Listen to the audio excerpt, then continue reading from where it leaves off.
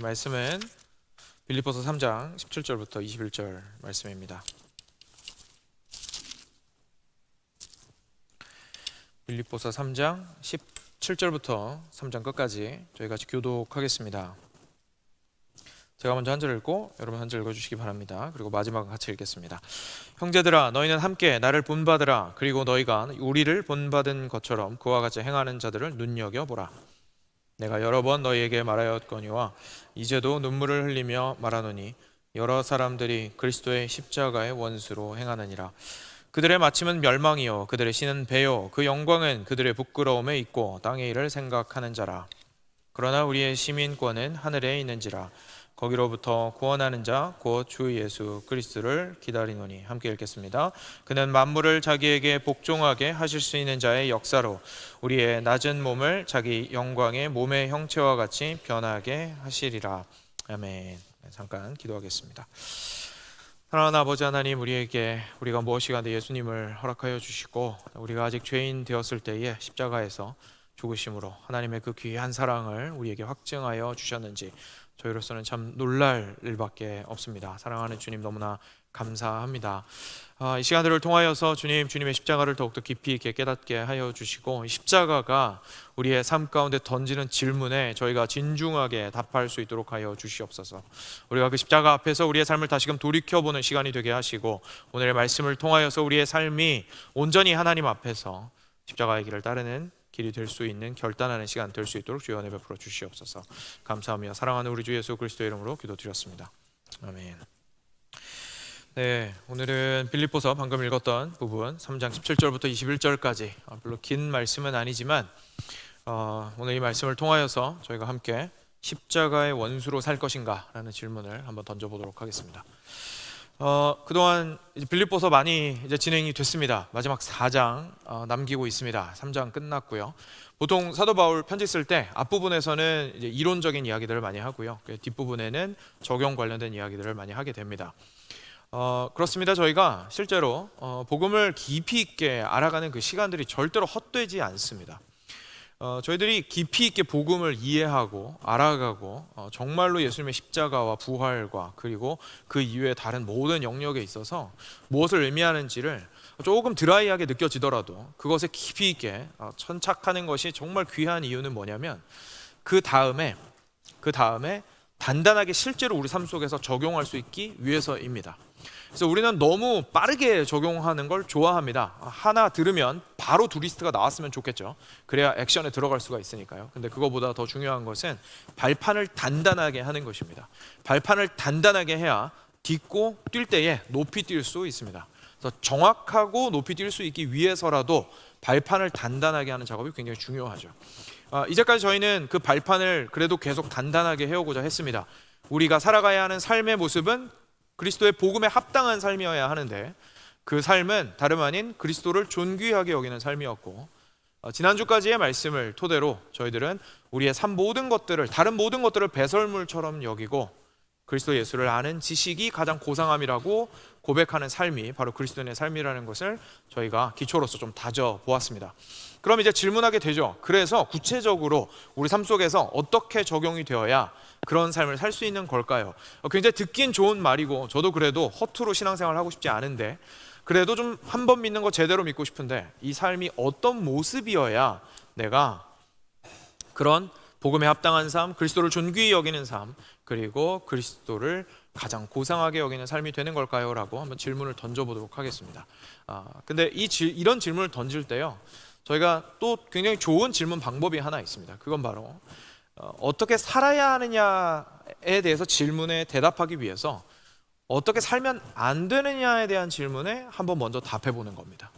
무엇이 아니냐라는 것을 선명하게 하면 할수록 무엇이냐에 대해서도 많은 이해를 가지게 됩니다.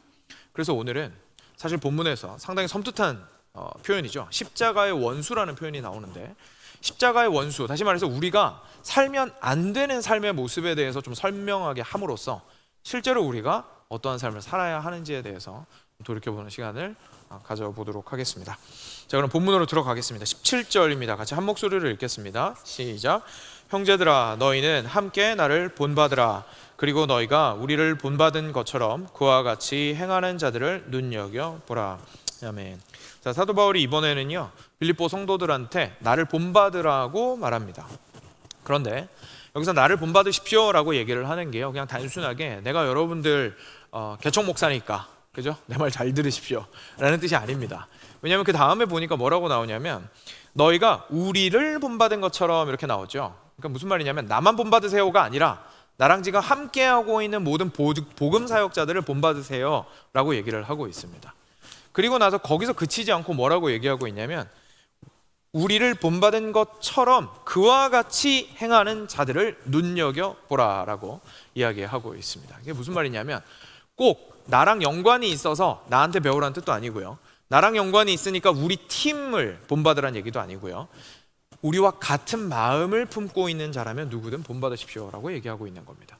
근데 그 앞에 무슨 내용이 있었는지 기억하실 겁니다. 이 마음이 무슨 마음인지 이제 저희는 다 잘 알고 있죠. 바로 그리스도 예수를 아는 지식을 가장 고상하게 여기는 마음입니다.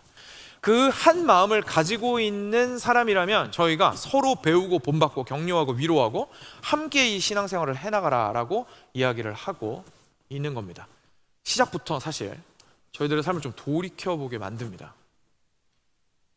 이 시대는 성공을 자기 것으로 만들려고 하는 시대이고, 그리고 굉장히 개인 중심적인 시대입니다. 저희들이 그것에 굉장히 익숙해져 있다 보니까 저희들은 어떻게든 다른 사람과 비교해서 나만의 것을 주장하려고 아주 애쓰는 시대를 살아가고 있습니다.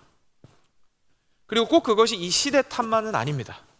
우리 자신의 내면에서도 그걸 원하는 마음이 모두 있습니다. 뭔가 칭찬을 받을 때 크레딧이 다 내 거였으면 좋겠지, 누구랑 나눠 가지기 싫거든요. 그래서 내가 어디서 배워서 누구한테 들어서 이 일을 했다고 말하기보다는 내 안에서 나와서 내가 이걸 해내서 이 크레딧은 다 제 겁니다라고 말하는 걸 우리는 좋아합니다. 그런데 성경은 우리한테 말합니다. 본받으라고 말합니다. 이 자체를 그냥 읽고 넘어갈 문제가 아니죠. 왜냐하면 우리는 본받기를 별로 좋아하지 않는 사람들이기 때문에 그렇습니다.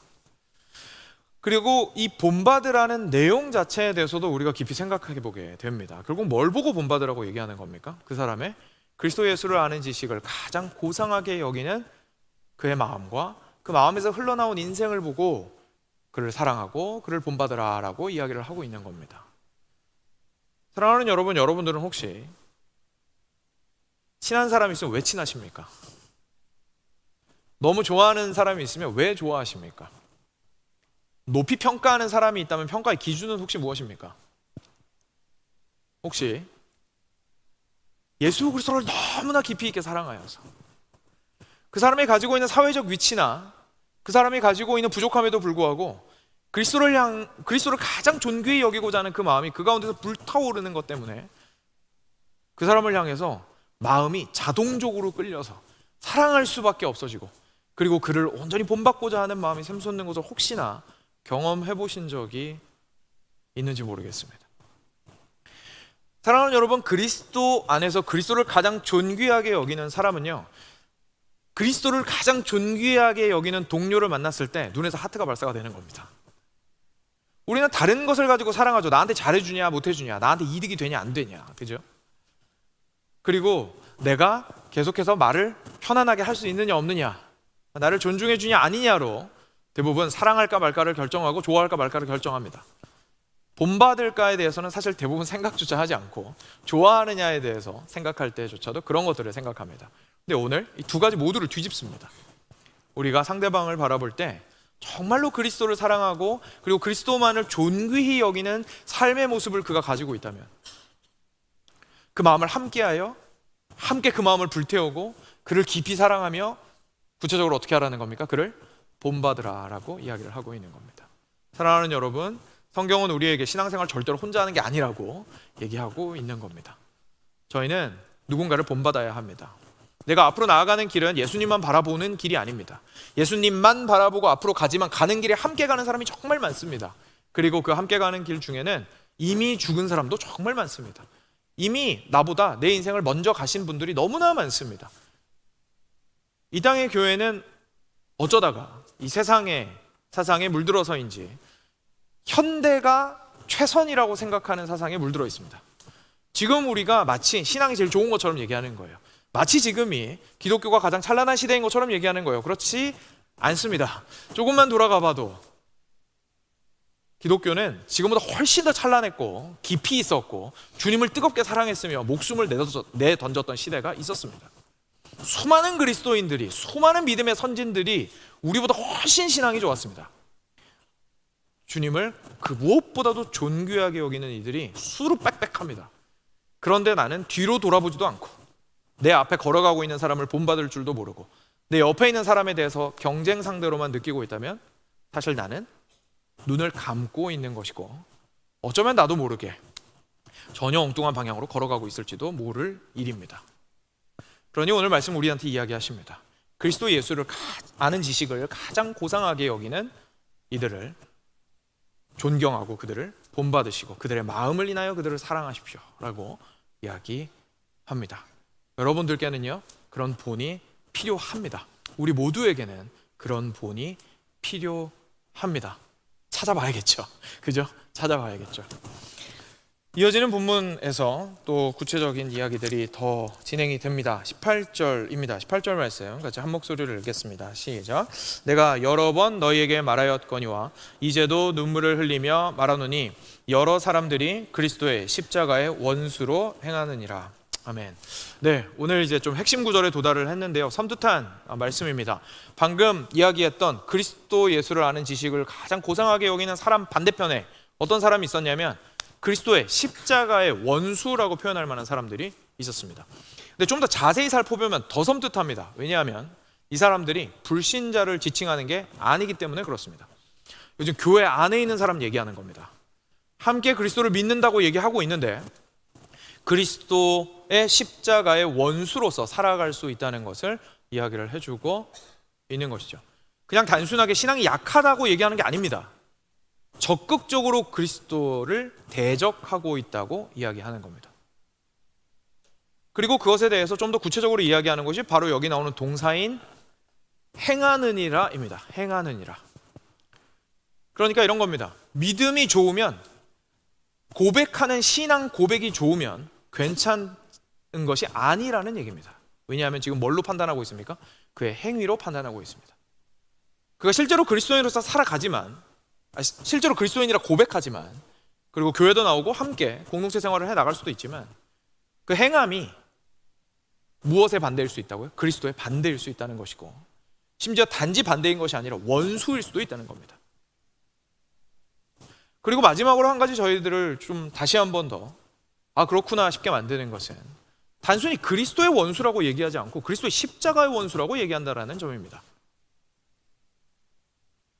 우리가 그리스도를 믿는다고 할 때 그리스도인이라고 말하고, 내가 그리스도를 믿는다 말하고, 그리스도를 심지어 사랑한다고 말할 수 있습니다. 그리스도의 말씀을 따른다고도 할 수 있습니다. 그런데 십자가에 대해서는 혹시 뭐라고 대답하시겠습니까? 오늘 말씀이 얘기하시는 거죠. 그리스도를 반대하는 것은 사실 더 정확하게 말하면 그리스도의 십자가를 반대하는 것이고, 뒤집어서도 그리스도의 십자가를 반대한다면 그리스도를 반대하는 것이다 라고 이야기하시고 있는 겁니다. 다시 말해서 정말 그리스도인인가라고 물어볼 때, 정말로 내가 그리스도인답게 살아가고 있는가라고 스스로한테 질문할 때 십자가 앞에서 우리는 대답해야 한다는 사실을 깨닫게 됩니다. 내가 아무리 그리스도를 사랑한다고 외쳐도 십자가 앞에서 등을 돌리고 있다면, 내가 아무리 그리스도인이라고 공표하며 살아가고 있어도, 하나님의 영광을 위해서 살아간다고 말하고 있어도 그리스도의 십자가 앞에서 무릎 꿇고 있지 않다면, 그리고 십자가의 의미에 대해서 전혀 생각하고 있지 않다면, 안타깝게도 그리스도의 십자가의 원수라는 표현에서 자유롭기가 어렵다라는 말씀을 우리가 마주하게 되는 겁니다. 굉장히 불편한 말씀입니다. 굉장히 불편한 말씀입니다. 그럼에도 이 말씀이 우리에게 생명을 주고자 이렇게 이야기하시고 있으니까 계속해서 좀 더 알아봤으면 좋겠습니다. 과연 뭐가 그렇게 심각하길래 그리스도의 십자가에게 앞에서 원수라고까지 표현을 하셨을까요? 이어지는 부분입니다. 19절 같이 읽겠습니다. 시작. 그들의 마침은 멸망이요 그들의 신은 배요 그 영광은 그들의 부끄러움에 있고 땅의 일을 생각하는 자라. 아멘. 그리스도의 원수, 그리스도의 십자가의 원수라는 표현을 이제 풀어주시고 있습니다. 굉장히 명확하고 간명하게 네 가지로 딱 정리를 했습니다. 물론 이것만 포함되는 건 아니겠지만 여기에 핵심 내용이 다 들어가 있습니다. 첫 번째는 그 마침이 멸망이라는 겁니다. 두 번째는 그들의 신이 배라는 것이고, 그리고 세 번째는 영광은 그들의 부끄러움에 있다는 것이고, 네 번째는 땅의 일을 생각하는 사람들이라는 겁니다. 먼저 첫 번째부터 좀 차근차근 보죠. 첫 번째는 그들의 마침은 멸망이라고 이야기하고 있습니다. 예수님에게서요, 십자가를 떼어내고 계속 예수님만 열정적으로 믿는다고 한번 생각을 해봅시다. 거기에는 생명이 없습니다. 멸망이 기다리고 있습니다. 왜냐하면 예수님께서 우리에게 생명을 주시기 위하여 십자가를 지셨기 때문입니다. 그런데 마치 십자가 없이 예수님만 바라볼 수 있다고 생각을 하게 된다면, 그냥 예수님이 누구신지 믿으면 된다고 내가 알고 있다면, 사실은 나도 모르게 그리스도 안에 있는 것처럼 느껴지지만 멸망을 향해 가고 있다고 이야기하고 있는 겁니다. 신자를 향해서는 멸망한다라는 표현을 쓰지 않습니다. 다시 말해서 그리스도의 십자가가 없다면 그리스도의 십자가의 원수라는 것이고, 그리스도의 십자가의 원수라면 신자가 아니라는 얘기입니다. 굉장히 심각한 문제죠. 굉장히 심각한 문제죠. 그리고 이것이 마지막 결론에 대한 부분입니다. 마지막 때에 그 마침이 종국에는 멸망할 수밖에 없을 것이다. 그 삶을 계속 살아간다면, 그렇죠? 그러면 두 번째, 좀 더 구체적인 내용이 이제 등장을 하게 됩니다. 두 번째와 세 번째가 아무래도 오늘 저희가 주요하게 보게 되는 구체적인 내용인데요. 두 번째 내용은 그들의 신은 배라는 말씀입니다. 말씀 그렇게 어렵지 않습니다. 단어가 조금 생소하게 느껴질 수는 있지만 어려운 단어 아닙니다. 신은 말 그대로 신입니다. God입니다. 그리고 배는 말 그대로 배입니다. 스토먹입니다. 그러니까 그들의 신은 배요. 무슨 말입니까? 그들의 배가 신이라는 얘기입니다. 그들의 배가 신이라는 얘기입니다. 그러니까 배가 신이라는 얘기가 무슨 말일까요? 좀 좁게 생각하면요, 좀 구체적으로 봤을 때 실제로 음식을 가지고 문제를 일으켰을 수 있습니다. 예를 들어서 지나치게 탐할 수 있겠죠, 그죠? 음식을 지나치게 탐할 수 있을 겁니다. 또는 반대편에서 유대인들이 그러했던 것처럼 철저하게 음식 규례를 지켜야만 구원받을 수 있다고 주장했을 수 있을 겁니다. 그래서 무엇을 먹느냐, 무엇을 먹지 않느냐, 뭐 비늘이 있는 건 먹으면 안 되고, 뭐 이런 거 있잖아요. 뭐 발굽이 어떻게 된 건 먹으면 안 되고, 되새김질 안 하는 건 먹으면 안 되고, 뭐 이런 것들이 있지 않습니까? 그러니까 그 규례를 지켜야만 구원받을 수 있다고 주장하는 사람들이어서 그렇게 말했을 수도 있습니다. 그런데 오늘 말씀을 보시면 앞서 말씀드린 것처럼 지금 십자가의 원수라고 얘기하는 사람들은 빌립보 주변에 있는 성도들을 이야기하고 있습니다. 그러니까 이 사람들은 유대 율법이랑 별로 상관이 없는 사람들이었습니다. 그죠? 그러니까 그렇게 보기보다는 지금 좀 바울이 넓은 의미에서 이 이야기를 하고 있다는 것을 알게 됩니다. 무슨 말이냐면 이런 겁니다. 배가 신이라는 건 배로 대표되는 육신의 정욕 모든 것이 그의 신이 되었다라는 이야기입니다. 그의 신이 되었다라는 이야기입니다. 신은 무엇입니까? 신은 우리가 의지하는 존재입니다. 그리고 신은 우리가 존경하고 경배하는 존재입니다. 신은 내가 섬겨야 하는 존재입니다. 신은 절대적 능력과, 영어에서 final saying이라는 표현이 있죠. 마지막 땅땅땅 하고 마지막 결정권자가 된다라는 점에서 신을 우리는 그렇게 생각을 합니다. 근데 신이 배라는 겁니다. 무슨 말입니까? 내 육신이 원하는 것이 내 인생의 기준이 된다는 뜻입니다. 내가 필요로 하는 것이, 내가 어떻게든 다오다오 하는 것이, 내가 끝까지 원하는 것이, 내가 없으면 절대로 안 된다고 우기고 있는 것이 결국은 나에게 신이 되어서 나는 그 신에게 끌려다닌다라는 얘기입니다. 우리가 신이 있다면 그가 중심이 되고 나머지 것들을 그 움직이지 않는 중심을 축으로 놓고 움직이게 됩니다.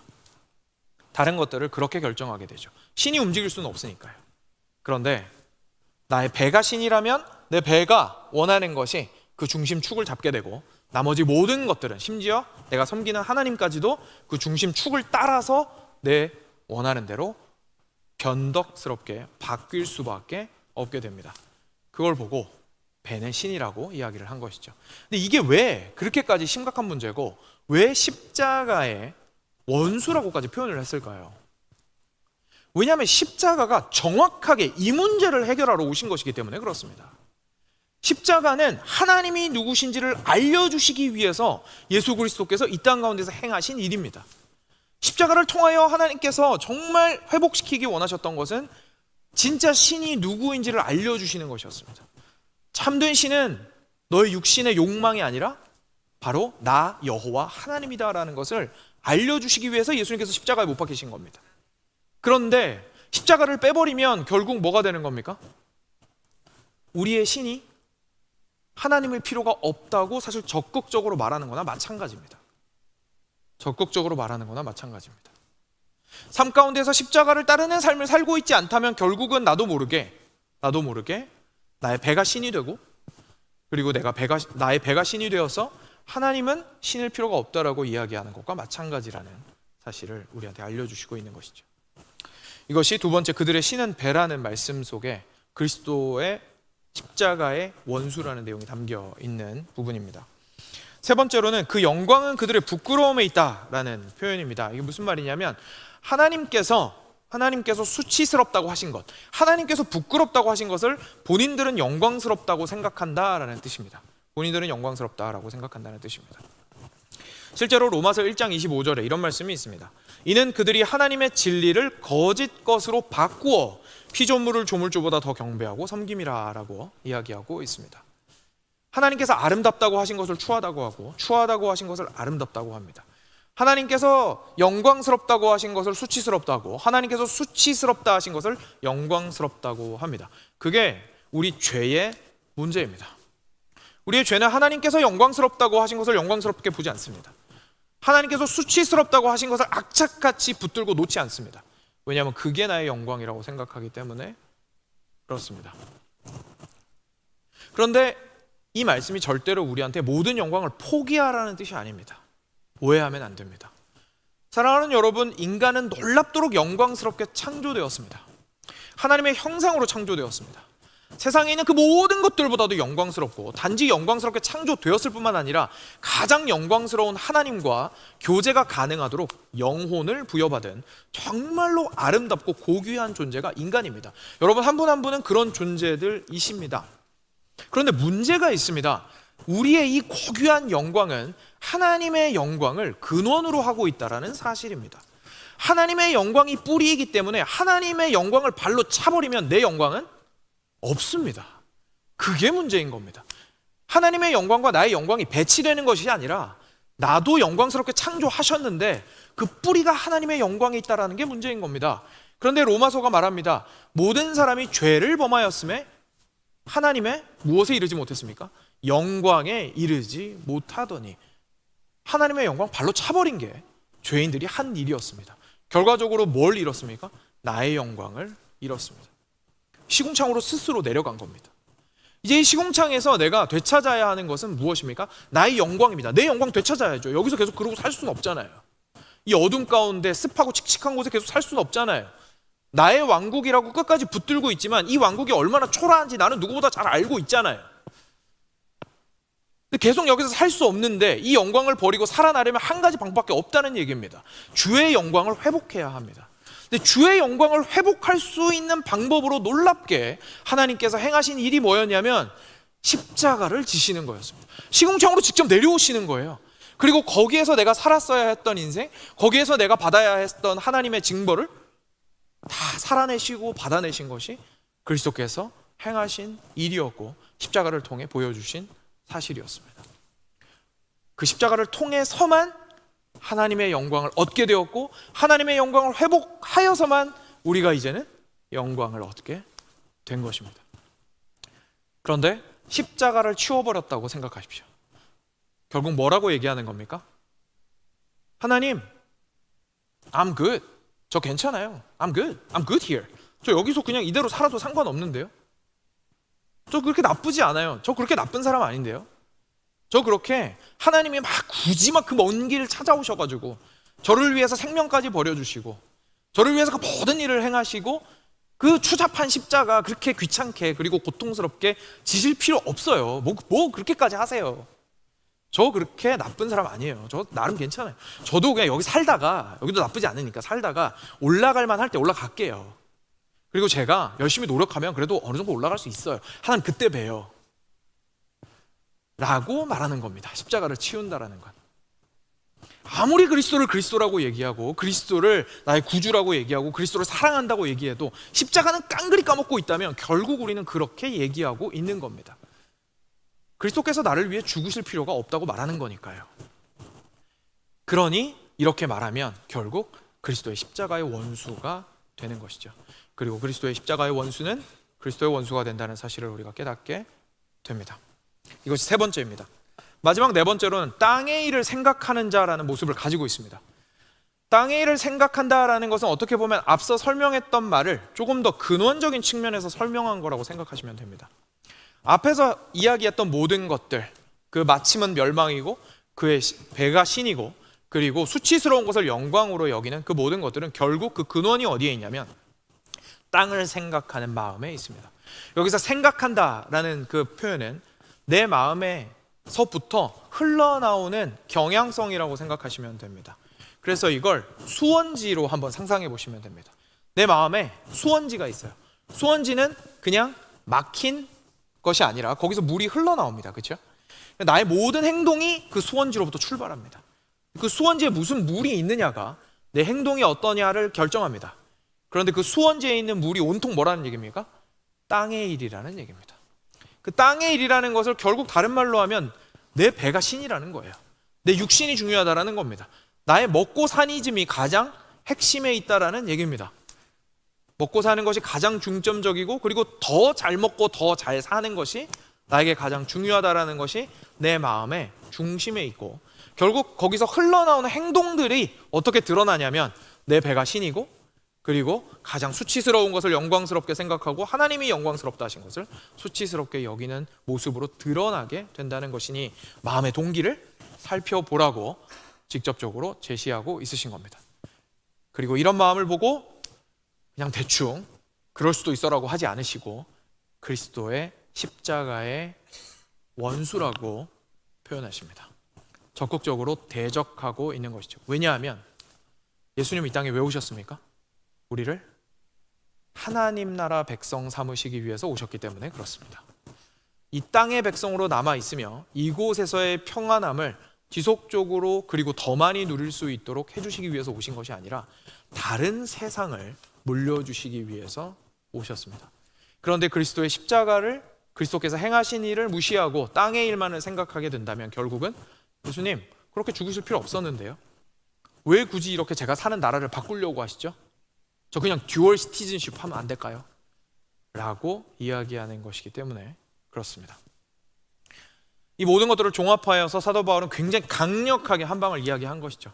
그리스도의 십자가에 원수로서 살아가는 삶의 모습은 이러하다라고 이야기하고 있습니다. 저희들의 자신의 삶을 좀 돌이켜 보아야 될 텐데 조금 있다가 돌이켜 보겠습니다.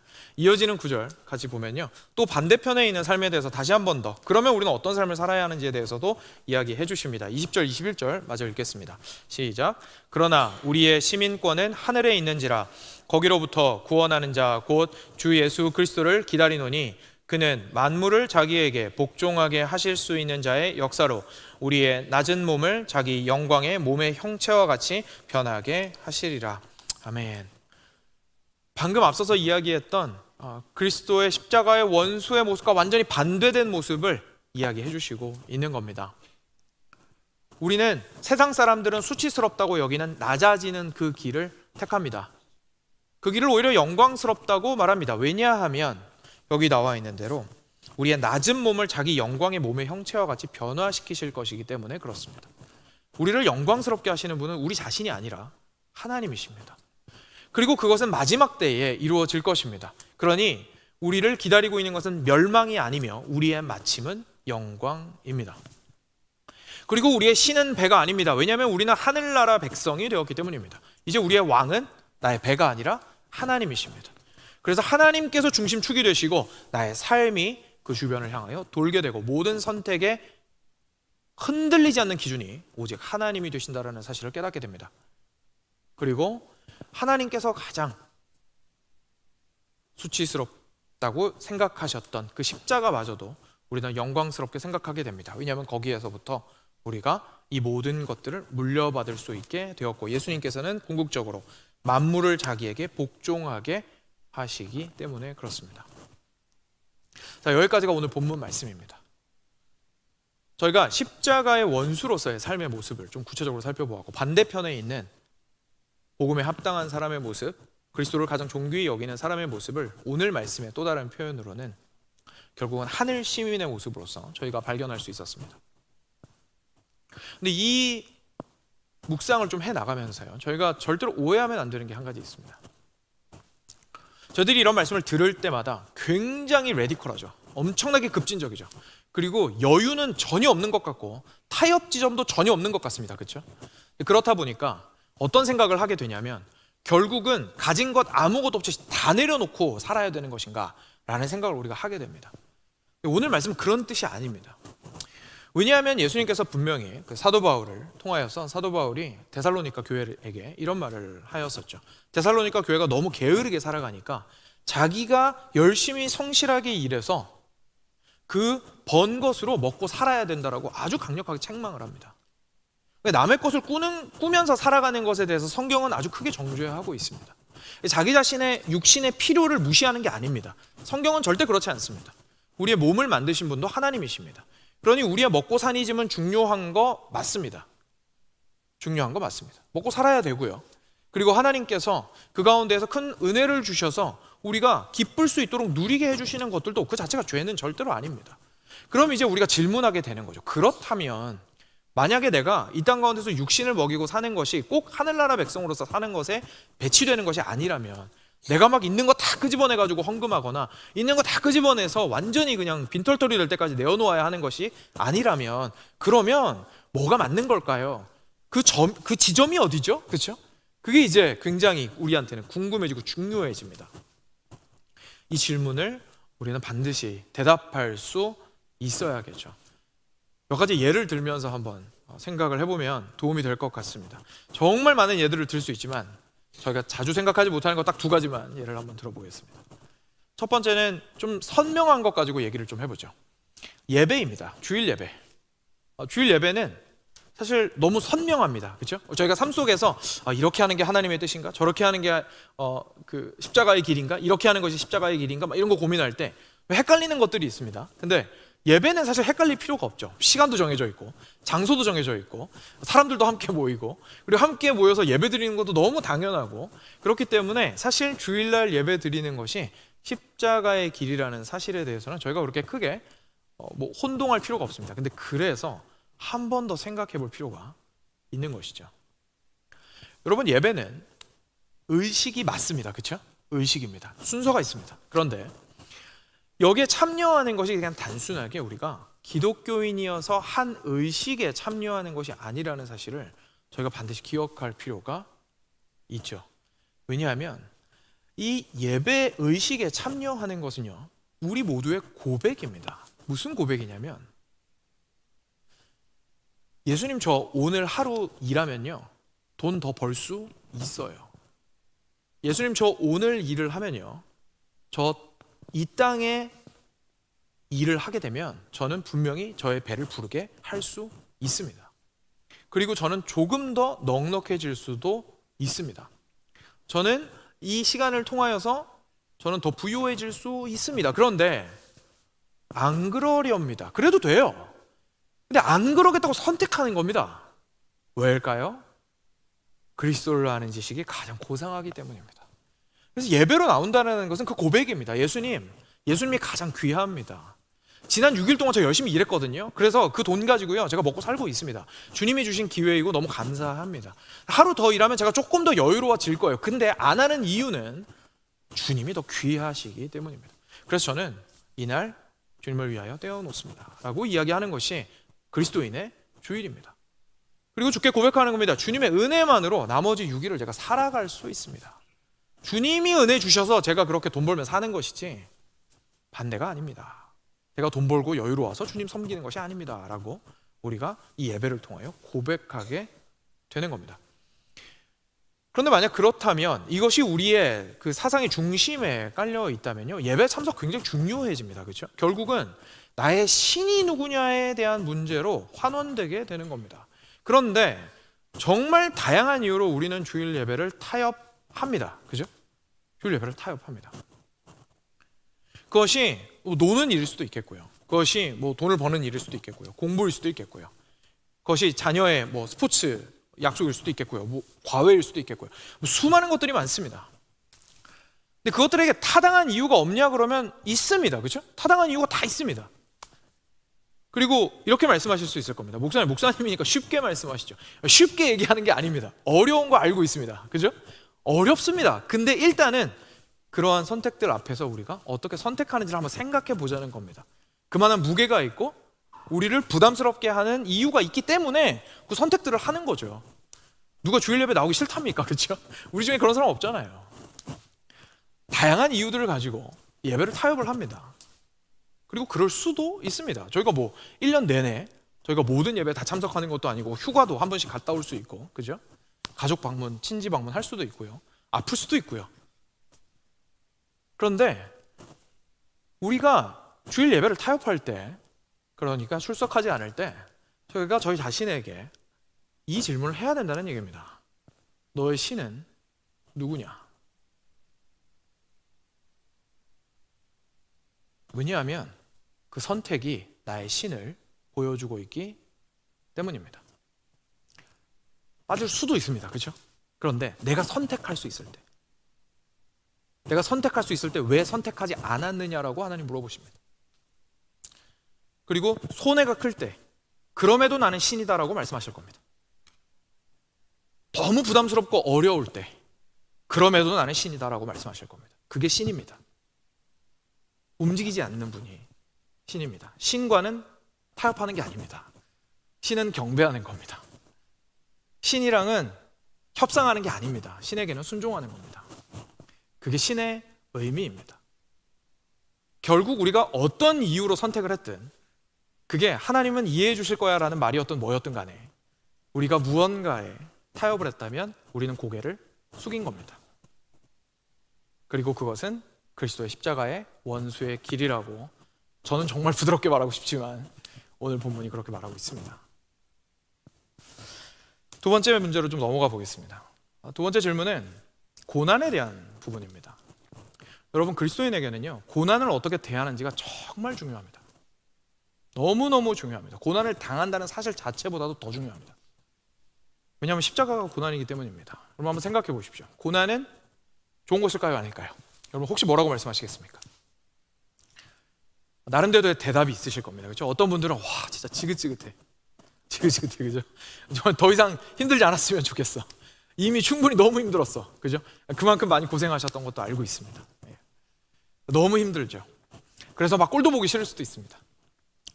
그래도 믿음으로 고백하시는 분 저는 많으리라 생각합니다. 그죠? 너무 힘들고 웬만하면 안 주셨으면 좋겠지만 그래도 고난에는 유익이 있다라는 고백을 우리 모두 그래서 다들 하고 있습니다. 근데요, 제가 질문을 하나 드리겠습니다.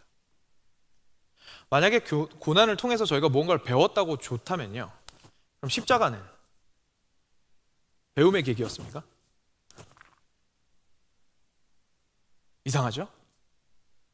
십자가는 웬만하면 없는 게 좋은데 어쩔 수 없이 생겼던 사건이고, 그리고 그 고난 끝에 뭔가를 배우고 영광스러운 모먼트를 얻을 수 있어서 그나마 십자가에 의해서 감사할 수 있는 것입니까?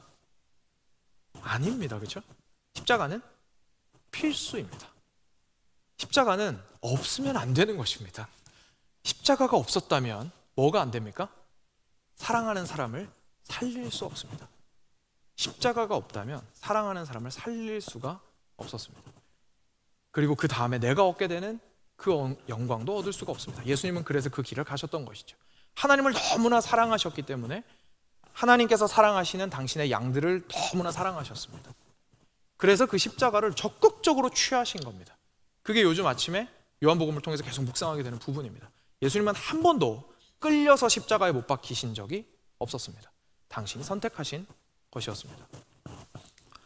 십자가가 평안하고 괜찮게 넘어갈 수 있게 변화될까요? 아닙니다. 십자가는 엄청나게 아프고 그리고 수치스러운 것이고 치욕스러운 것입니다.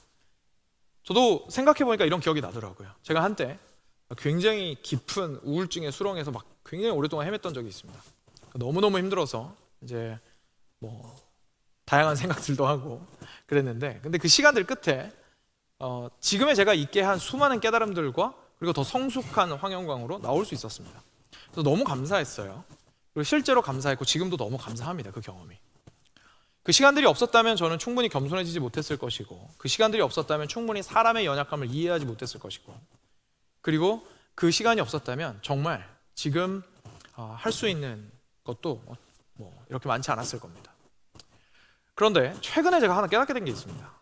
그렇다 할지라도 그때의 그 우울증을 겪었던 시절에 내가 겪었던 일로 인하여서 남은 아픔과 상처는 아직 있구나라는 사실이었습니다. 그러니까 이게요, 고통과 고난이라는 게요, 상처가 없어진다는 얘기가 아닙니다. 예수님께서 부활하시고 나서 못 자국은 남아 있었습니다. 옆구리에 창 찔린 자국 남아 있었습니다. 우리가 원하는 건 싹 다 씻어지는 겁니다. 막 하나도 안 아프고 수치스럽지도 않고 기억도 안 나고 모든 것들이 다 풀렸으면 좋겠습니다. 그런 거 없죠. 하나님께서 나를 회복해 주셨다고 얘기하고, 그리고 배운 것도 많다고 감사까지 하지만 남아있는 상처는 있습니다. 꼴 보기 싫죠. 너무 힘듭니다. 그러니까 고난을 아름답게 포장할 수가 없는 노릇입니다. 그런데도 불구하고 하나님께서 지금 뭐라고 얘기하시는 거냐면, 그런 고난을 보고 영광스럽다라고 이야기를 하고 계신 겁니다. 그 가장 수치스러운 그 자리가. 그 이유는 하나밖에 없습니다. 그 고난이 그냥 지나가는 장애물로서, 내 성장의 발판으로서 의미가 있는 것이 아니라, 고난 자체도 영광스러우려면 방법은 하나밖에 없습니다. 사랑으로 고난을 택하는 것밖에는 방법이 없습니다. 하나님을 사랑함으로 그 고난 가운데 거하는 겁니다. 그리고 이웃을 사랑함으로 그 아픔 가운데 거하는 겁니다. 그것이 십자가이거든요. 예수님께서 보여주셨던 십자가는 그런 모습의 십자가였습니다. 그런데 만약에 거기에서 내가 십자가를 보고 십자가를 통해서 얻은 사랑은 감사한다고 말하면서 나한테 주어진 십자가는 발로 차요. 결국 어떻게 되는 겁니까? 예수님께서 나한테 베풀어 주신 사랑이 어떤 경로를 통해서 오게 되었는지 발로 차버린 겁니다. 그걸 이해를 못하는 겁니다. 사실 가슴으로 받지 못한 겁니다. 저희가 완벽한 삶은 살 수 없습니다. 그렇죠? 절대로 완벽한 삶을 살 수 없습니다. 그러니까 모든 영역에 있어서 실패 없이 이런 삶을 살아야 된다는 뜻은 아닙니다. 결과적으로 우리가 말하는 것은 무엇입니까? 땅의 일을 생각하는 마음의 중심입니다. 그리고 거기서부터 지속적으로 흘러나오는 삶의 열매들입니다. 과연 우리가 나의 배는 신이다라고 생각하는 마음에서 출발한 선택을 하고 있는지, 아니면 출발은 그래도 하나님이 나의 유일한 하나님이시다라는 것으로 어떻게든 이 싸움을 싸워 이기고자 주님의 은혜를 구하며 그 걸음을 걸어가고 있는지, 이 고난을 십자가로서 받아들이고 감사함으로 지려고 하는 마음으로서 그 과정 가운데 간혹 넘어질지라도 주의 은혜를 구하며 다시 일어나고 계속 가려고 하고 있는지, 아니면 애초부터 질 생각이 없는지, 왜 이런 거 나한테 주셔가지고 나를 고생하게 만드시나 라는 생각만 있는지는 완전히 다른 문제라는 뜻입니다. 그것은 십자가의 원수로 행할 것인가, 아니면 십자가를 옳다 여기고 십자가의 길로 살아갈 것인가의 문제입니다. 그래도 너무나 감사한 것은 그 끝에 예수님께서 허락하시는 영광이 기다리고 있다는 사실입니다. 사랑하는 여러분, 우리의 영광은 스스로 취하는 것이 아니라 그 십자가를 취하였을 때 주께서 영광을 주시는 겁니다. 그리고 그 영광은 우리가 얻을 수 있는 것과는 비교할 수 없습니다. 물론 그 기다림은 어렵지만, 그 인내의 시간은 괴롭지만, 그리고 내어놓아야 하는 손해는 어쩌면 굉장히 클 수도 있지만, 만약 그 길이 정말 십자가의 길이라면 그 길은 참된 영광의 길이라는 사실을 우리가 깨닫게 됩니다. 여러분, 십자가는 무엇입니까? 십자가는 처절합니다. 십자가는 더럽습니다. 그리고 십자가는 비참합니다. 십자가는 피투성의 상처투성입니다. 포장하지 맙시다. 아름답게 금박칠한다고 깨끗해 보이는 것이 아닙니다. 십자가는 더럽고 추악한 게 맞습니다. 형틀입니다. 아무리 눈 씻고 찾아봐도 거기에서 하나님의 영광이라고 말할 수 있는 것은 찾아볼 수가 없는 게 십자가입니다. 그런데 이 수치스러운 자리를 하나님께서 영광스럽다고 하시는 것이죠. 거기에서 하나님의 지혜가 드러났고, 하나님의 절대적인 하나님으로서의 능력이 드러났고, 하나님의 사랑과 자비와 긍휼과 용서가 여러분 한 명 한 명 위한 그 사랑과 자비와 긍휼과 용서가 드러났고, 그리고 거기에서 하나님께서 얼마나 오래 참으시고 인내하시는지가 드러났고, 하나님께서 당신의 영광을 얼마나 귀하게 여기시는지가 폭발적으로 드러났고, 그리고 우리의 영광을 얼마나 회복시키고 싶어 하는지가 십자가의 비참함 속에서 드러났습니다. 그리스도인은 이 십자가로 인하여서 그리스도인이라는 이름을 가지게 되었습니다.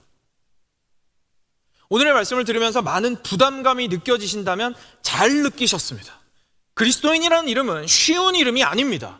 왜냐하면 그리스도께서는 한 번도 십자가를 쉽게 생각하신 적이 없기 때문입니다.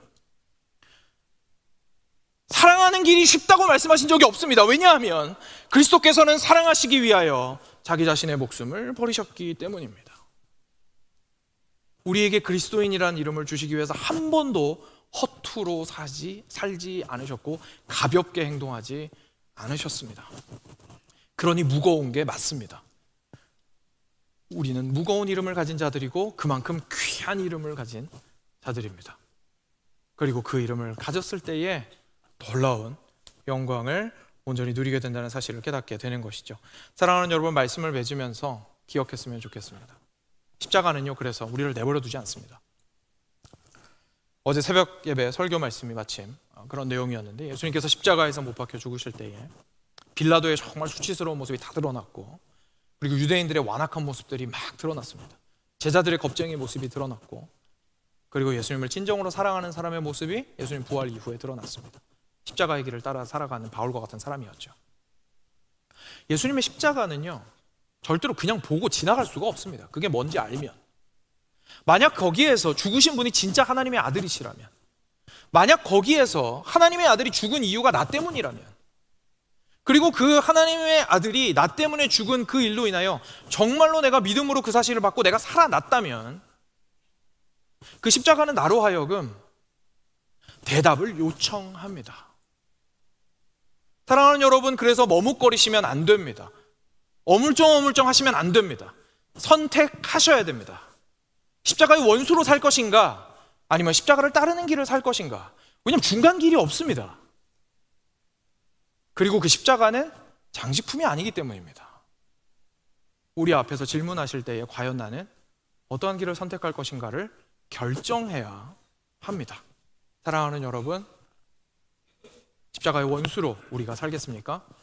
아니면 십자가의 길을 따라가겠습니까? 같이 기도하겠습니다.